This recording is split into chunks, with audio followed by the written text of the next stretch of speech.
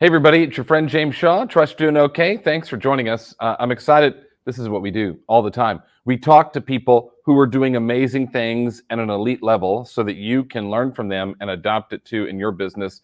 And that's what we're going to do today, which I'm so pumped about. Sarah, what's going on? Hi, thanks for having me, James. I appreciate Oh it. my gosh, thank you for taking time out. You have become like a YouTube champion, and we're going to walk through how to use YouTube in your business. See, there's more people than Ken Pozak who are doing YouTube. So we're going to learn from the other people who are doing it too. And it's elite what you're doing. But will you Yeah. introduce yourself to our people, let them know who you are and where you are and a little bit about your business? Yeah, thank you. Definitely. And yes, Ken does an amazing job at YouTube. And he's been a great mentor and given me a lot of inspiration over the years. So I am Sarah Maslowski. I am here in the North Metro Atlanta area. Been a real estate agent for almost 6 years now. And have had the great experience of learning how to make YouTube videos over the past 3 years. And over the past 3 years, it has kind of shifted to where 85% of my business now comes directly from YouTube. It's amazing and something to be really proud of. You also were a team leader for a while, right? Yes, I Yeah. was a team leader. I stepped into that role for about a year and a half Yeah. and continued to make the YouTube videos and had a team at that time that handled all of the YouTube business. So I've done it from the solo side and with a team as well. I think former team leader is the best job title in Keller Williams. So, I would agree. yeah, I'm a former team leader too, 8 years. So, good stuff. All right, well, let's talk a little bit about your business. So, you've built something very successful, and a majority of it legit comes from YouTube. You told Vicky, who helps with everything, 85% of your business last year came from your YouTube channel. What? Yes. Yeah. So we helped 60 families last year as a direct result from YouTube, and that was $32 million in volume. And so that's just mind boggling to me. If you would have told me 3 years ago, whenever we started this, if I would be here today where we are or had this much business from this lead source, I would say that it couldn't be done. So, yes, super excited about that. And my other lead sources are just my sphere referrals, agent to agent referrals. And, it's a great way that I've kind of been able to transition my business into doing the things that you don't necessarily love to do and you don't have to do those anymore versus the ways that I used to lead generate my business. That's unbelievable. All right, I just want to make sure I got it. I have my calculator. Did you say 32? What was your volume from YouTube? 32 million. 32 million. Let's just pretend. I mean, you're looking at $800,000 in GCI from YouTube. Yes. Yeah. Crazy. It doesn't it blow your mind? Like, I thought you had to pick up the phone and cold call people to make money. You're making videos and getting leads from it. But truth is, it's really a long-term play. This was not something that happened for you instantly. You don't upload one YouTube video, goes viral, and then boom, that leads to $800,000 in GCI. This is a long-term play. So I want to walk through it on your play. But how did you decide to use it in the first place? What was it that said, all right, I'm going all in on a YouTube channel? Yeah, great question. So I was trying to incorporate video into my business. And like a lot of agents, we had heard you need to be doing video in your business. And I tried around with different strategies in 2019 and 2020. And it was in mid 2020 that I came across a group of agents that were having great success with YouTube. And at the time, those videos that I was putting out on Facebook and posting them also on YouTube, I kind of had that thought of like, well, I've been putting my videos on YouTube and it's not working. So what are they doing so magically different with their YouTube videos versus what I'm doing? And so, of course, I ran to YouTube and went and looked at their channels, and I saw that the videos that they were posting were drastically different than the videos that I was posting. Prior to discovering this strategy, I was posting listing videos or tips to sell your house, how to get pre-qualified to buy a home, like those types of videos very inconsistently on YouTube. When I went to look at these other agents that were actually getting business from YouTube, all of their content was targeting someone that would be new to the area that would actually be going on YouTube to search for information about that town. So I was seeing things like pros and cons of living in blank city, cost of living in blank city. And they didn't have any tip videos on how to buy or sell a house. And they also did not have any listing videos on their channel. So that led me to believe that, okay, I'm doing something wrong. Clearly they're doing something right. And so it led me down the path of like diving deeper into what made them successful. Give the people the content they want, and that's what you've done. This is your channel. Yes. And we were talking about it earlier. I just want to show people. So it's called Moving to Georgia. When I look at this, also title is not nearly as irrelevant as the content. Would you agree? Is that what you would say? Yes. Yeah. So a lot of agents will ask and spend a lot of time trying to come up with the perfect channel name. Hmm. Hmm. And what I've learned throughout the past 3 years, the channel name does not matter because very rarely is anyone ever going directly to your channel and picking a video. How they're discovering your videos is because they're searching for a term of moving to blank city Yeah. or searching for your city, and then they're seeing the results that show up in search, and then they're clicking on your video thumbnail. And then from there, they're watching other videos of yours, but very rarely does someone actually come and look at the entirety of your channel. So it doesn't really matter. Got it. Yeah. You have you're going to be buyer heavy, obviously, with this play because the videos that people want are videos about the town and the community and stuff like that. So I imagine of that 32 million that you got from YouTube, almost all of it would have been buyers. Is that right? Yeah, 100% buyers. And so Okay. that is definitely one of a potential downside to this. And, I added 60 buyers to my database last year. So that is 60 people that I have in my database that I'm going to nurture and follow over the next couple of years and hopefully be part of their journey whenever they go to Of course. sell, move, upsize, downsize. Yeah. It's a long-term business for you, so the listing opportunities will come down the line. Let's look at some of the stuff you've done. One thing you were telling me about, look, first of all, you are fun. Look at how fun these pictures are. But one pro tip you'd give is the importance of the thumbnail. Yes. So you want to think of your thumbnail as like a book cover. So, and I'm not going to lie to you. Whenever you look at these thumbnails, they can be very hokey and kind of, you might look at them and say, that's not me. That's not how I would normally make a face or react. But kind of the more animated, the better. And you want to convey what your video is about. And you only have kind of like a split second when people are scrolling through their options of what video to click on. So the goofier, the better. And you also want to have an engaging title, and you don't want to have too many words in your thumbnail. And you also don't want to repeat the title in your thumbnail. Those are just some best practices that I've learned over the years. Okay, I love all of this stuff, and I love that you're sharing all these things with us. So let's go through then some other, kind of, I don't know, best practices. Yeah.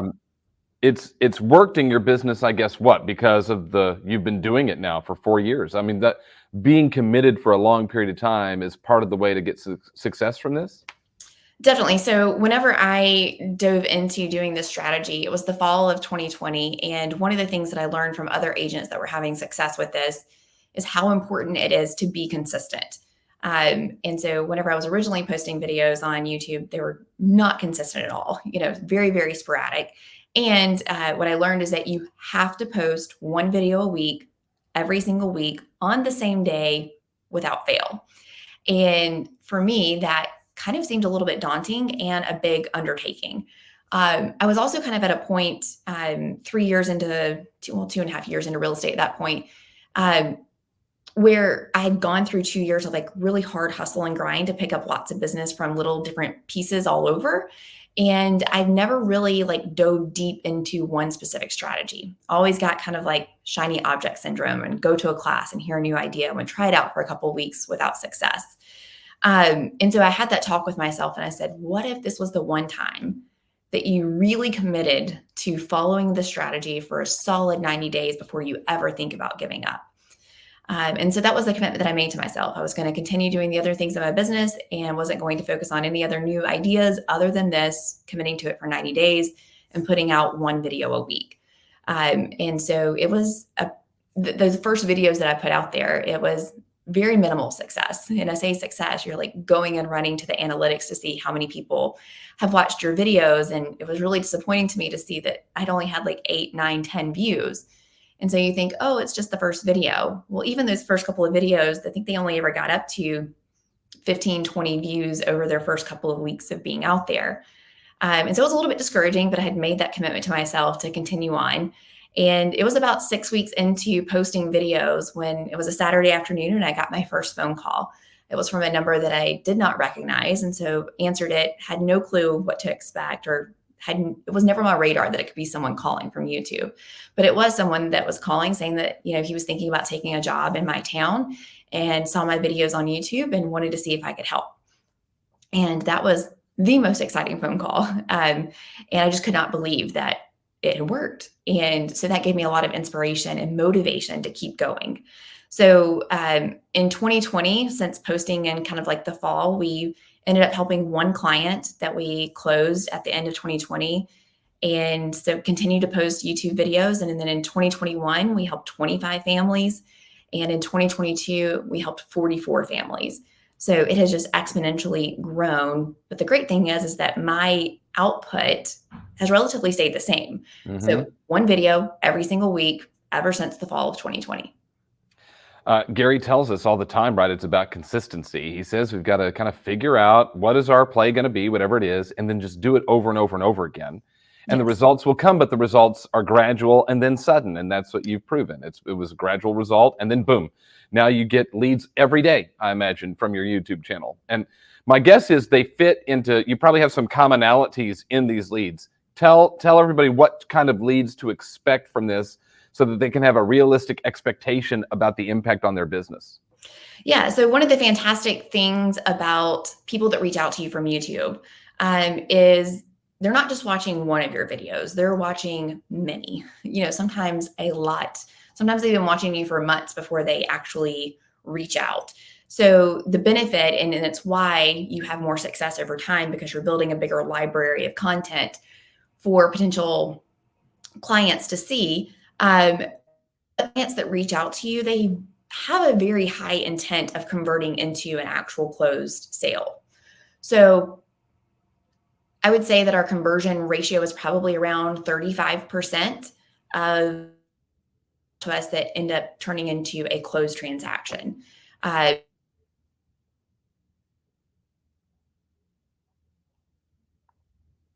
Sarah, do we still have you?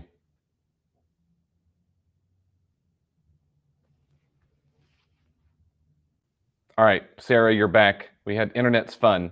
Yes. So you were talking a little bit about your conversion. These are a lot of it is long-term nurture. You've got to have a long-term sort of communication plan. Is that right? So yes and no. So surprisingly, people kind of fall into one of three categories. Either they're reaching out to you and they're saying, hey, we are relocating to your town and we have to be there in 2 months. We're going to be in town within the next 2 weeks. We want to meet with you and go find a house. Those are amazing leads to get because it's kind of instant business.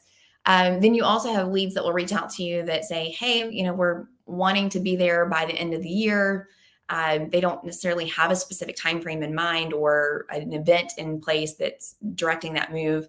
And then you also have people that reach out that are just like, we're thinking about considering making a move there. It might happen next year. It might happen in 2 years. So they're kind of falling into those different three categories, hot, warm, nurture. And the important thing that I've learned about this is that you can have an amazing pipeline if you do what we know to do in real estate, which is lead follow-up. So you do have to, treat these leads like leads and continue to nurture and have a great follow-up plan with them. Because it's amazing that, doing this for a few years now that, we're closing business of people that we originally spoke to a year ago that were planning on making this move. And so it's neat to kind of look back that you've brought them along on this journey to making the move to your town. You definitely have a plan. You need to have a plan to follow up with them so that the work doesn't go to waste. That's really important. It sounds like you're doing that.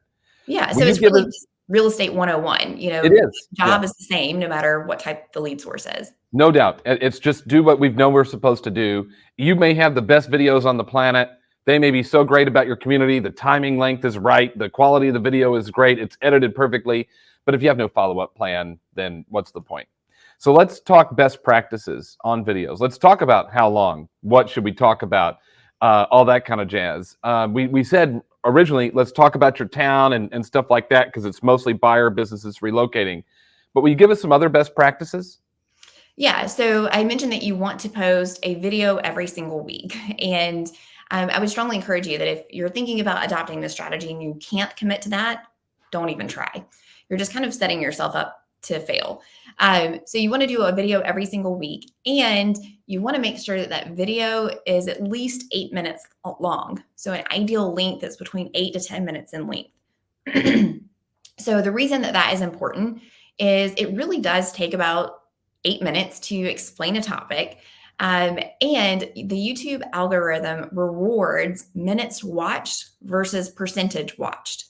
So if you make an 8-minute video and someone only watches 4 minutes of it, and then you have an amazing 3-minute video that everyone watches the entirety of, YouTube is going to value that 4 minutes watched of that 8-minute video more so than that 3-minute video, because people stayed on your channel longer. They want to keep people there to run the ads and get that ad revenue. So that's super important to make longer videos. The reason why you don't want to make super long videos is it's really hard to make an engaging video and keep someone's attention the longer your videos go. So 8 to 10 minutes is a good ideal length to shoot for. You do want to make sure that whenever you are talking about your town, neighborhoods, parks, schools, all those things that people are going to want information on, you want to show actual videos or pictures of what those places look like. People are going to get tired of seeing your face talking to the camera after about 15 seconds. So you always want to make sure that you have plenty of either footage or photos to put in. Now, this doesn't have to be like super fancy footage that you get. I film on my iPhone, and we capture a lot of the footage ourselves with our iPhone. And back in the beginning, making these videos, we use a lot of photographs in our videos. So, start where you can, and you don't have to be perfect. This is great advice. Oh, I'm sorry. Keep going. Well, I just remember at the beginning of making videos, I was super nervous and hesitant for putting videos out there because I saw all these video YouTubers with like really great studios, similar to yours, James, really nice office. And at the time I was an agent working in a little cubicle in our Keller Williams office. My house wasn't very fancy or decorated. I didn't have a nice space that was, aesthetically pleasing behind me. So my first couple of videos, I just went ahead and decided to do it anyways. They were terrible. Yeah. And yet those were the first videos that actually got me phone call and business, at the end of 2020 and beginning of 2021. So you're going to get better as you go along, and you just have to get started. It's so true. I talk about when we launched Pivot Shift Ahead in March of 2020, and I go back and watch those original mastermind calls. I actually can't watch them. Like, they're so horrible. The angle of the camera's bad. The background's bad. My microphone is bad. The lighting is horrible. The content wasn't very good. But it turned into what we're still doing 4 years later. I mean, it's just, so we have to get started somewhere, and then we evolve from there. I think that's really good advice. And I think it's important to remember that we want to be committed to it for a period of time. Maybe do a 90-day run up for somebody if it gives you something to evaluate later. 8 minutes is the key for you. You said they're going to watch a period of time. My question for you is, what about the editing? Because you have videos and pictures and stuff. I'm sure in the beginning, at least, you were doing kind of all the editing. Are you still doing all the editing, or do you have people that help you? Tell me what's happened and what's evolved with that. Yes, it's definitely evolved. Those first couple of videos I edited myself, and I was sitting on my couch like at 11 o'clock at night watching a YouTube tutorial of how to make text move across the screen. And I just wanted to go to bed so bad. And I was tired and knew I had to put a video out. And I just had that moment of like, what am I doing? Like, why am I editing a video at 11 o'clock at night? I need to go to bed. And so I quickly realized that if I was going to be consistent with this and make that commitment to myself for the next 90 days, that I would have to hire this piece out to an editor. Yeah. I hate to spend money in real estate. I think like, if I can do it myself, then that's the best solution. I've since learned that that's not the best solution. Right. So yes, I found an editor online through like one of those websites like Fiverr or Upwork. You might have a great teenager connection, maybe your own teenager that you can, volunteer or voluntold this task out to. So I would just strongly encourage you though to get an editor because your job is selling real estate, getting leads. It's not editing. And you also, as you're getting this up and going, you don't want this to consume all of your time. Just like anything, you want a time block for it and still do your other lead generation activities that you have in your business because you have to feed your family. No doubt. But your return on investment to hire the editor and whatever equipment you purchased and so on and so forth is almost infinite. I mean, if you're doing $800,000 a year in commissions off of that, that's a great return because your Yes. editor does not cost that much. What's Right. your final pro tip? If you were going to leave somebody with a final message about, considering YouTube and how to be elite on it like you, what would you tell them? I would tell you that there are lots of different agents that are having success with this all across the country. And you might be watching this and think, that's for them. That's not for me. I don't look like that. I don't sound like that. I can't do that. And one of the things that I realized in the beginning is when I was researching other agents that were having success, there were so many different ages and personalities and people that were having success with this that I realized, like, hey, if they can do it, so can I. And people will connect with you. You're going to find your client, your tribe out there that enjoy watching you. And that's the joy of this, is that the people that reach out are going to want to work with you. And, there's different people out there for everybody. So I would really encourage you to just do it and start where you can, and you're definitely going to get better. You're awesome. I like you a lot. Thank you so much Thanks. for sharing with us today. I think what you're doing is awesome. More people need to learn from you. So I appreciate you coming on to Pivot to help people out. Best of luck to you too. And I know people might have referrals. So tell them exactly where you are in Georgia, because Atlanta's a big place. I am. So I am in Buford, Georgia, and I serve kind of like the North Metro area from Alpharetta to Buford, Gainesville, all those little towns in between. I'd be happy to help your clients. Sarah, you're the best. Thanks for joining us. Thanks, James.